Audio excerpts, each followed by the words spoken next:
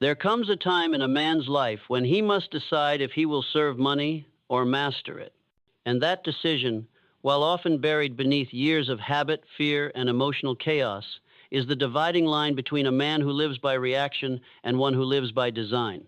Most men believe they need more money, but what they truly need is more command. For wealth, in its purest form, is not a product of luck, chance, or inheritance. It is the result of inner alignment, a mirror of your discipline, a byproduct of the standards you uphold in silence. And until a man learns to govern his inner world, his thoughts, emotions, and habits, he will forever remain enslaved by the outer one. Money, my friend, is not the cause. It is the effect. And that effect is dictated, without fail, by 20 universal, unyielding laws, 20 life-changing money lessons known only to the few who dare to master themselves first. Lesson 1. Money is a mindset, not a material.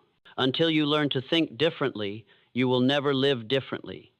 A man who thinks in terms of limitation, of scarcity, of fear, cannot hold wealth, for he has not prepared a place for it to stay. You do not attract what you want. You attract what you are. And if you are chaotic in mind, reactive in spirit, or dependent on circumstances, you will repel the very opportunities you claim to seek. You must stop asking for more and start preparing to hold more. The universe does not deliver based on desperation. It delivers based on readiness. And readiness is a mindset of detachment, the art of needing nothing while attracting everything. Lesson 2. Emotion is the enemy of wealth. If you allow your feelings to dictate your behavior, your savings will vanish, your focus will drift, and your vision will rot in the shadow of impulse. Understand this. Impulse is expensive. The emotionally reactive man spends because he feels bored, not because he sees value. He quits because he feels discouraged, not because the work is wrong. He changes paths not because his purpose shifted, but because his pride was wounded. Emotionally reactive men are ruled by temporary states, and temporary states lead to temporary wealth at best. But the disciplined man, the emotionally detached man, he builds wealth not on feelings, but on principles. He invests when it's hard. He endures when it's dry. He saves when it's easy to spend. And he walks forward when others flinch. Because he knows calmness creates clarity. And clarity is where true decisions are made. Lesson 3. Mental discipline builds financial discipline. A man cannot spend his time carelessly and expect his bank account to reflect precision. How you handle your mind is how you handle your money. If you procrastinate on your goals, you'll procrastinate on your financial planning. If you indulge in emotional chaos, you'll indulge in impulse purchases. If your calendar is reactive, so will be your cash flow. Train your mind to obey and your money will follow. Discipline begins not with budgets, but with thought. Not with spreadsheets, but with silence. A calm mind is the first step toward a powerful income. Lesson 4. Money responds to clarity. Vague goals produce vague results, and vague results rarely lead to wealth. You must define with absolute precision what you want and why. Write it, rehearse it, burn it into the walls of your consciousness. A man with no definite purpose cannot command the energy of wealth, for he is unstable, and wealth, like power, flows only to the stable. Say clearly, I will earn this much by this time, through this method, by becoming this kind of man. Then act accordingly daily. Lesson 5. Detachment is power. If you chase money, it runs. If you fear money, it dominates you. If you become emotionally attached to outcomes, you sabotage your strategy. True power comes not from needing money, but from understanding that you are the source of it. And because you are the source, you are never truly in lack unless you believe yourself to be. Detachment allows you to negotiate better, to wait patiently, to act with strategy, not desperation. It is the mark of a man who understands this great paradox. The less you need money, the more it flows to you. Lesson 6. Personal initiative is the gatekeeper of wealth. The man who waits to be told what to do will always be paid by the man who commands himself. If you do not take initiative in thought, in learning, in strategy, in self-correction, you will always serve another's vision. No one is coming to rescue you. No one is coming to push you. No one is coming to fund your laziness. The most successful men do not wait to feel inspired. They act from inner law, not outer mood. Train yourself to begin, especially when you don't feel like it. Leçon sept. Your language creates your income. Words are not just descriptions, they are declarations, and the man who speaks of struggle speaks it into permanence. Stop saying, I can't afford it. Start asking, how can I create the value to afford it? Stop saying, I never have enough. Start training your brain to say, I am learning to command more. Every sentence you repeat is a command to the subconscious, and the subconscious always obeys. If you speak from poverty, you will live in it. If you speak from vision, you will walk toward it. Leçon 8. Wealth demands solitude. Noise is the currency of the poor. Distraction is the drug of the average. The wealthy do not think in crowded spaces. They retreat, they plan, they write, they analyze. You must create room for silence, not as luxury, but as strategy. For in silence, the mind recalibrates. In silence, clarity is born. In silence, vision matures. If you cannot sit with yourself, you cannot sit with wealth. Lesson 9. Every dollar you spend is a vote for the man you're becoming. Money is not just a medium of exchange. It is a measure of belief, a reflection of your priorities, a mirror of your inner standard. When you spend impulsively, you reveal a lack of discipline. When you spend to impress, you reveal insecurity. When you spend out of boredom, you reveal chaos. But when you spend with foresight, when your purchases are aligned with purpose, you are no longer wasting money. You are investing in identity. Ask yourself, each time your hand reaches for your wallet, is this purchase a reflection of my highest self or my weakest craving? The man who honors this question becomes rich in more than dollars. He becomes rich in principle. Lesson 10. Money is attracted to structure and repelled by chaos. A chaotic man may stumble upon riches, but he will never keep them, because the structure that wealth requires is not external, it is internal. Order in your thinking creates order in your behavior. Order in your behavior creates reliability, and reliability creates wealth. This means your calendar, your workspace, your morning routine, your language, your inner dialogue, all must be governed by structure, not rigidity. But intelligent, living rhythm, structure gives money a place to stay. Chaos drives it away. Lesson 11.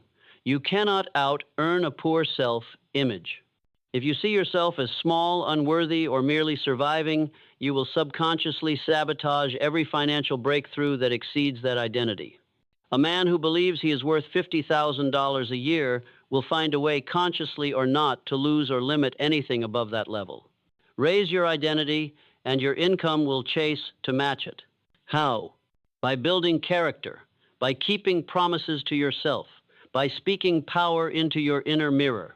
This is not arrogance. This is inner leadership.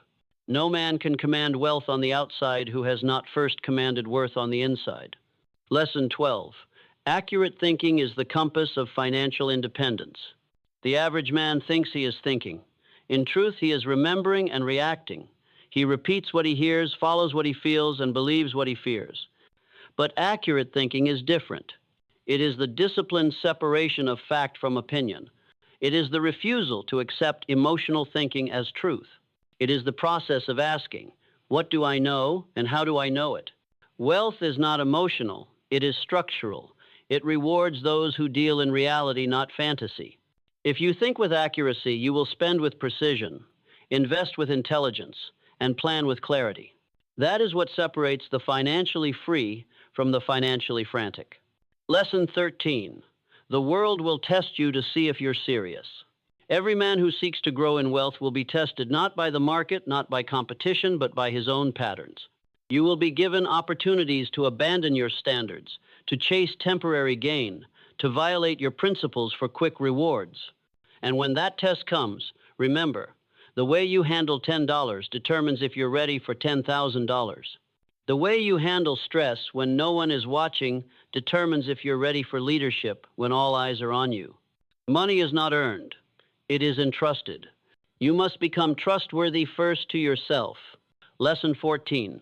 The rich think in decades, the poor think in days. Short-term thinking is the most expensive habit in the world.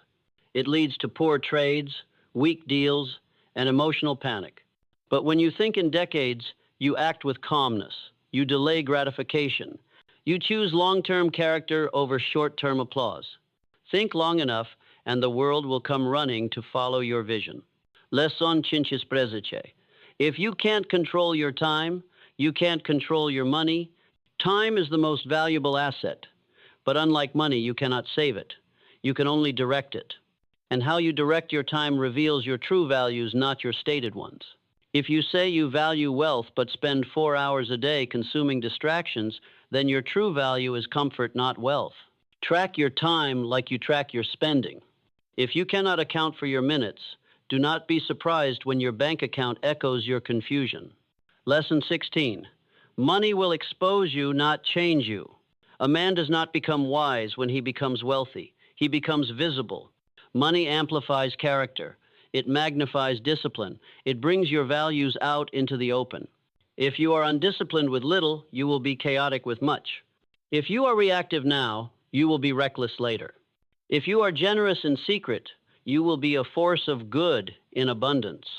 The question is not, what would I do if I had more money? The question is, am I someone who can be trusted with it? Lesson 17. You're either paying interest or earning it. Debt is slavery in disguise. And while there are strategic forms of debt, most men do not use debt, they are used by it. When you owe what you cannot control, you forfeit your sovereignty. Do not envy the man who looks wealthy but is buried in payments. Be the man who owns more than he owes, who grows what he keeps, who builds silently while others consume loudly. Freedom begins the moment you say, no more borrowing to impress people I don't respect. Lesson 18. Environments shape financial behavior. Your habits are not just personal, they are environmental. You cannot expect to build wealth in an environment of waste. You cannot maintain discipline surrounded by indulgence. You cannot sharpen your mindset in a sea of distraction. Control your inputs. Audit your friends. Design your space. Clean your room. Silence your phone. Surround yourself with those who talk ideas, not gossip strategy, not problems. The man who controls his environment controls his evolution. Lesson 19. Scarcity is a virus, and it's contagious. Be wary of the poor in spirit, those who speak only of fear, who resent the successful, who warn you not to try too hard. Their voices may be soft, but their energy is toxic. Scarcity is not humility. It is a mental disease that spreads by agreement. And if you let it in, it will rot your ambition from the inside out. Associate with those who speak of possibilities. Study those who have built. Learn from those who act. Reject the idea that there's not enough. There is enough, but only for those willing to become more. Lesson 20. Wealth is not the goal self, mastery is. Let this be the final and supreme lesson. You do not pursue money, you pursue mastery. And from mastery, money flows. Because the man who controls his thoughts, governs his emotions, and directs his habits, he becomes a magnet for wealth, respect, and influence. Why? Because he is rare. Because he is trustworthy. Because he is free. And the world, more than ever, needs men who are free, not just financially, but mentally, emotionally, and spiritually. Push yourself not to impress the world, but to master the self. Then, and only then, will the world respond with reward, not because it owes you, but because you have earned it. Let no man deceive you. Wealth, like all enduring greatness, is not found in books alone, nor in theories, nor in wishful thinking. It is forged through decisions made in silence, and it is guarded by principles that cannot be violated without consequence. If you were to lose every dollar tomorrow, what would remain? If your reputation were stripped away, if your comforts dissolved, if your applause fell silent, what would you still possess? A man's true wealth begins not in his bank account, but in his ability to lead himself. That is the first vault. That is the real treasure. Because until you master you, no amount of money will make you powerful. Money in the hands of the undisciplined is a loaded weapon in the hands of a child. Money in the hands of the reactive man is a drug. It feeds his weakness, amplifies his impulses, exposes his lack of clarity. But money in the hands of the self-governing man, the man who has walked through the fires of emotional detachment, the man who has stood alone in moments of temptation and won the battle over himself, that man is dangerous in the highest and most honorable sense of the word. For he cannot be bought, he cannot be baited, he does not chase what he can command. And so we begin the deeper path, the expanded understanding of each of the 20 sacred laws that govern financial destiny, not for the casual dreamer, but for the serious student of wealth. You are not here for comfort. You are here for clarity. You are not here for inspiration. You are here for transformation. You are not here to wish. You are here to decide. Let us begin with a full embodiment of Lesson 1. Money is a mindset, not a material. You have been taught that money is outside of you, that it exists in jobs or opportunities or connections, that it is something to be found, pursued, or inherited. That is a lie. Money begins and ends in the mind. It is not the paper you see. It is the behavior you repeat. It is the standard you enforce. It is the vibration you operate from, the certainty with which you speak, and the way you carry yourself when no one is watching. If you believe money is scarce, you will live in scarcity even if you win the lottery. If you believe wealth belongs only to the lucky, you will curse the rich while you quietly sabotage your own rise. If you believe that you were not meant for money, you will subconsciously block every door that leads to it through hesitation, through fear, through disorganization, and emotional leaks. But if you believe deeply, firmly, unquestionably that you were made to create, manage, multiply, and govern wealth, then your mind begins to prepare for it. And when the mind is prepared, the world responds. Because the world does not give money to the man who wants it most. It gives money to the man who is most ready to receive and command it. So stop asking, how do I get more? And begin asking, how do I become more? Raise your identity and your income will follow. Now we expand into Lesson 2. Emotion is the enemy of wealth. Wealth building is not a sprint. It is not a lottery ticket. It is not a single lucky break. It is a strategy executed with emotional consistency over time. The average man never becomes wealthy, not because he lacks intelligence, but because he lacks emotional resilience. He invests, then panics. He saves, then splurges. He sets a budget, then breaks it the moment he feels low. He builds momentum, then destroys it with one emotional decision. Because he is not governed by vision, he is ruled by mood. And let me say this plainly. If your emotions govern your actions, your financial future will always be unstable. The man who builds wealth is not emotionless. He is emotionally trained. He feels fear and proceeds anyway. He feels doubt but returns to his principles. He feels temptation and still honors his commitments. He does not fight emotion. He observes it. He does not suppress it. He transcends it because he knows every dollar lost to emotion is a dollar stolen from his destiny. And destiny is too expensive to fund with weakness. You must become the kind of man who can hold pressure, not escape it. The kind of man who can delay pleasure, not chase it. The kind of man who moves from principle, not from panic. Because wealth is not just numbers, it is the emotional stability behind the numbers. Let us now go deeper into Lesson 3. Mental discipline builds financial discipline. If you cannot master your mornings, you will never master your money. If you cannot focus for 1 hour without distraction, how will you ever structure a vision that lasts a decade? Discipline is not a harsh word. It is a liberating one. It is the realization that success is not random. It is structured, and that structure begins in the mind. Train yourself to follow through, not when you feel like it, but until it is done. Discipline is not about doing more. It is about doing precisely what matters on command, without complaint. Your money does not obey your hope. It obeys your patterns. And your patterns are created by your thinking. Think clearly, act precisely, and you will create financial structures that outlast emotion, environment, and even economy. Now let us rise into Lesson 4. Money responds to clarity. The man who says, "I want more money," will never be rich because his command is unclear. The subconscious mind, which governs 95% of your actions, cannot execute vague instructions. You must define with ruthless precision how much you want, by when, for what purpose, through what method, with what standard of character. When clarity enters the mind, power enters the body. You wake up with a reason. You refuse distractions. You hold the line. Because the man who knows exactly what he's building will not be seduced by the cheap comforts that destroy others. He will say no, not because he is disciplined, but because he is decided.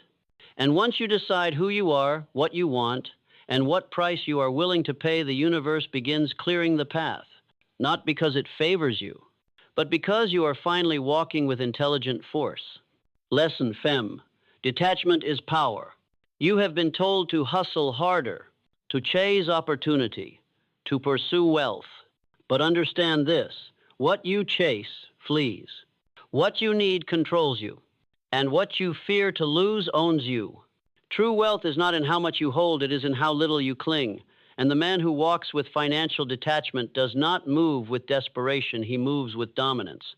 Detachment does not mean you stop caring. It means you stop needing.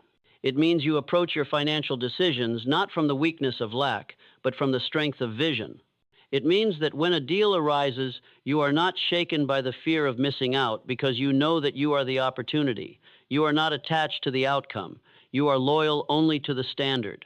This detachment gives you leverage in every negotiation. It gives you patience when others rush. It gives you calm when others crumble. It gives you consistency. And consistency is the soil in which wealth takes root. The man who is emotionally attached to the next paycheck, the next client, the next promise, he will always trade his integrity for a little security. He will always undercut his value to protect his ego. And he will always lose power quietly, slowly, tragically, until he is little more than a reaction to his own fears. But the detached man is different. He can walk away. He can say no. He can wait. He can listen. He can move when it is wise, and sit still when it is not, because he does not serve money. He commands it. You cannot command what you are emotionally attached to. You can only beg for it. And so, to build true financial strength, you must sever the psychological chains that link your self-worth to your bank balance. You are not your net worth. You are not your income level. You are not your financial wins or losses. You are the consciousness that governs all of them if you choose to be. Detachment is not about having less. It is about being more than what you have. Only when you are free from the need for money will you begin to attract, manage, and multiply it not through force, but through the gravity of your presence. That is true power. Let us now walk into Lesson 6. Personal initiative is the gatekeeper of wealth. If you do not act, you are not entitled to results. If you do not move, the universe does not respond. If you wait for permission, for certainty, for applause, you will become irrelevant. Wealth does not belong to the man who is qualified. It belongs to the man who moves first. Personal initiative is the difference between ideas and income, between dreams and dividends, between potential and power. It is the internal engine that says, I do not wait, I do not ask, I do not delay. I decide and I deliver. Show me a man who takes initiative, and I will show you a man who gets paid more, respected more, trusted more, and followed more, not because of charisma, but because of responsibility. And responsibility is the birthplace of reward. You must stop waiting to feel ready. Ready is an illusion. Ready is the language of cowards. Move when it's uncertain. Speak when your voice shakes. Act before you're affirmed. Because those who move first build first, and those who build own. Initiative is rare. That's why it is valuable. Beirare. Now we arrive at Lesson 7. Your language creates your income. Every word you speak is a prophecy. Every sentence is a seed. And your life, financial and otherwise, is the harvest of your habitual vocabulary. The poor speak in limitation. The middle class speak in comfort. The wealthy speak in precision. The way you talk about money reveals how you think about money, and how you think determines how you act, and how you act determines what you earn. Let us examine the speech of poverty. I can't afford that. It's too expensive. Money doesn't grow on trees. People like me don't get rich. Now observe the speech of power. How can I generate that amount? What skill can I master to increase my value? What systems can I build to make that sustainable? What habits must I create to become the man who earns that easily? Do you see the difference? The first language closes doors. The second language opens them. Your words are not just sound, they are mental commands to your subconscious, and your subconscious never disobeys. If you speak scarcity, you will find it everywhere. If you speak abundance, your mind will begin to search for the paths that lead to it. And your subconscious will not stop searching until your actions match your declarations. So speak wisely. Speak as a master. Speak as the architect of your financial reality, not as a passive narrator of your limitations. You are not your circumstances. You are the command center. And it begins with what you say, especially to yourself. Now, let us ascend into Lesson 8. Wealth demands solitude. Noise is the new poverty. It distracts, it deceives, it dulls the edge of your focus until your vision bleeds out in fragments of irrelevant data. You scroll and call it research. You react and call it urgency. You respond to everything and wonder why nothing responds to you. But wealth, true wealth, is not found in noise, it is found in solitude. It is in the hour you sit with your thoughts, uninterrupted. It is in the notebook you fill with ideas, not replies. It is in the strategy you form when the notifications are off. Every fortune begins in silence, the silence where the mind sharpens, where the plan forms, where the spirit clarifies. You do not need more information. You need more integration. And integration happens when the world is quiet and the self is finally heard. Create sacred space for that silence. Defend it like your financial future depends on it, because it does. You will not find your next level in the noise of the crowd. You will find it in the stillness where your own voice becomes unmistakable. And when you emerge from that solitude with vision, with plan, with unshakable inner command, the world will feel it before you say a word. That is the weight of self-governed silence. You must understand this now and never forget it. Every dollar you move, every decision you make, every standard you keep or lower is shaping not only your financial life, but your future self. You are not merely managing money, you are sculpting the man who will carry it. And if that man is undisciplined, reactive, or driven by the applause of the world, he will collapse the moment the weight of true wealth is laid upon him. But if he is forged in solitude, carved by principle, and raised on the foundation of detachment and discipline, then no crisis can ruin him. He will not lose, even if he must start over. For it was never the money, it was always the man. Everything you buy is a declaration of identity. Every time you trade your wealth for comfort, you vote against your future. Every time you invest with patience, you cast a vote for legacy. Every expense echoes with the sound of your standards. Do you spend like a man building an empire, or like a man soothing his insecurities? Do you delay gratification like a sovereign, or do you beg for pleasure like a child? Your balance sheet is not just a record, it is a mirror. If you want it to look different, then you must become different. There is no financial breakthrough without inner structure.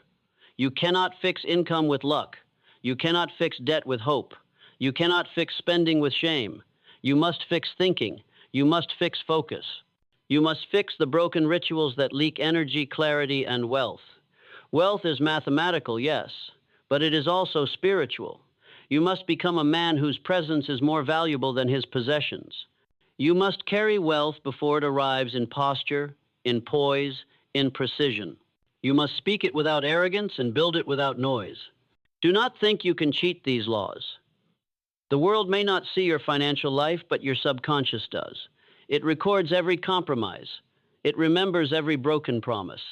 And it will never let you feel worthy of wealth until you have earned your own respect.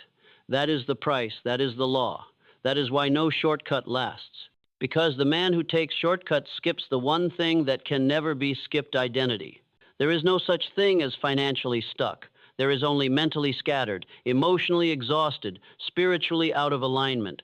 Fix those things, and money begins to move. Fix the morning. Fix the calendar. Fix the conversations you allow and the decisions you delay. Fix the distractions you protect and the excuses you polish. Fix the way you breathe, sit, think, act, because that is what creates wealth. Not more work, not more hustle, but more control. And control begins with time. Time is the great revealer of discipline. You cannot lie to it. You can only waste it or command it. And your money will always match how you treat your time. If you waste hours, you will waste income. If you defend your schedule, your income will begin to defend you. If you say yes to every distraction, you are already saying no to your freedom. But if you learn to say no powerfully, clearly, without guilt, then you are no longer reacting to life. You are designing it. Design your days like a man who values results more than feelings. Speak to your calendar as if your future depends on it, because it does. You do not need more ideas. You need fewer delays. You need execution. You need non-negotiables. And those begin not with a planner, but with a vow. A vow to stop waiting to feel like it. A vow to stop depending on motivation. A vow to stop lying to yourself that you can start next week. Next week is how the broke live. Next week is the language of regret. If you want to build something that lasts, you must act now and build the kind of mind that no longer needs to be pushed because it pulls. Let them say you're intense. Let them say you've changed. Let them say you're obsessed. All great men are. All free men are. All wealthy men, in spirit and in substance, must be. And what is wealth, really? It is not money. It is power under control. It is the calm behind the storm. It is clarity in a world of confusion. It is the ability to say no not just to things, but to versions of yourself that are no longer worthy of your time. It is when you rise without resistance. It is when you operate without explanation. It is when your word to yourself is stronger than any motivation.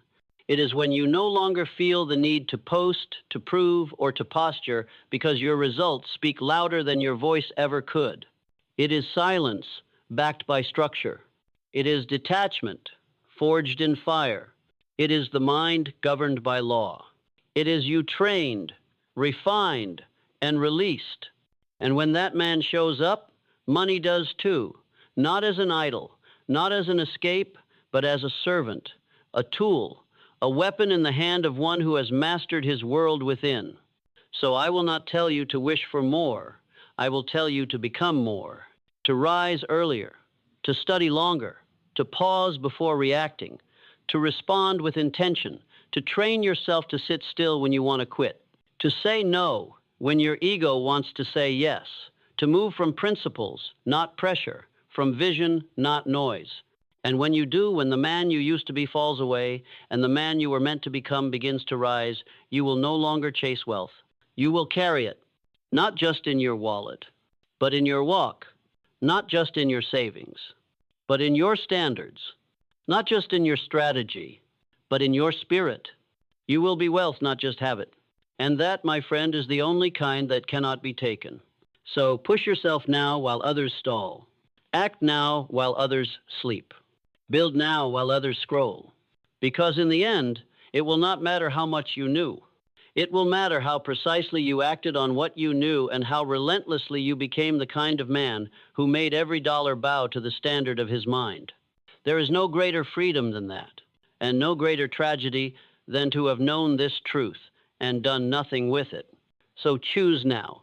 Push yourself now, because tomorrow is the reward of the man who acted today, and regret is the grave of the man who didn't.